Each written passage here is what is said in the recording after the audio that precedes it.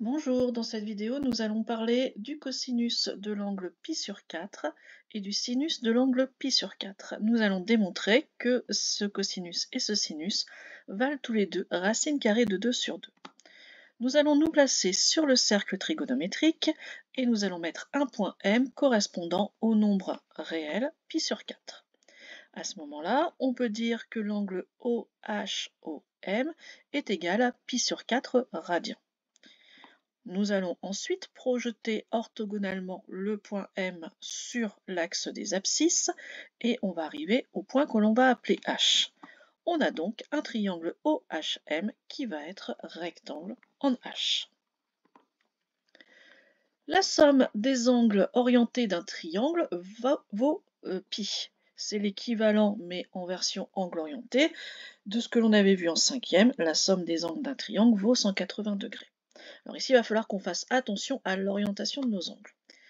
Si je parle de l'angle MOMH, je vais toujours travailler dans le sens positif, ça va donc être pi moins l'angle OHOM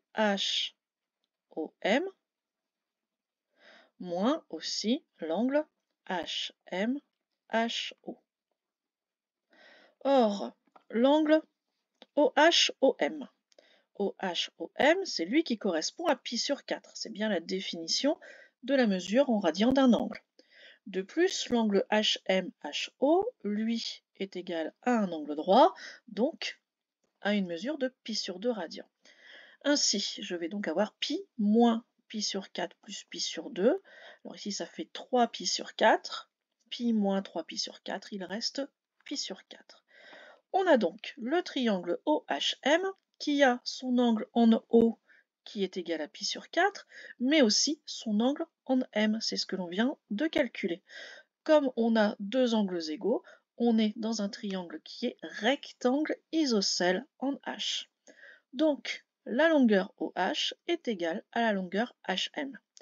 Dit différemment, le cosinus de π sur 4 va être égal au sinus de π sur 4. À partir de là, on va pouvoir travailler sur leurs valeurs exactes. Vous devez connaître cette formule pour n'importe quel angle alpha. Le cosinus au carré de alpha plus le sinus au carré de alpha est égal à 1. Bien ici, ça fonctionne pour un angle alpha de mesure π sur 4.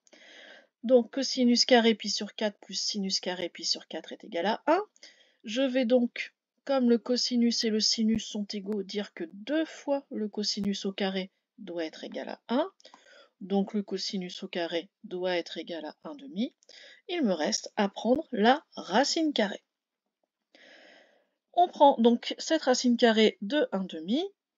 On prend la grande racine carrée. On peut la couper en deux, mettre 1 sur racine carrée de 2. Et vous avez vu en seconde comment enlever la racine carrée au dénominateur d'une fraction en multipliant par racine carrée de 2, numérateur et le dénominateur. On obtient au final le cosinus de π sur 4 qui est égal au sinus de π sur 4 qui est égal à racine carrée de 2 sur 2, la version donc modifiée de ce 1 sur racine carrée de 2. Alors pour ne pas alourdir la démonstration, j'ai fait une petite omission, on va dire, entre le cosinus au carré et le cosinus lui-même. Je rectifie maintenant.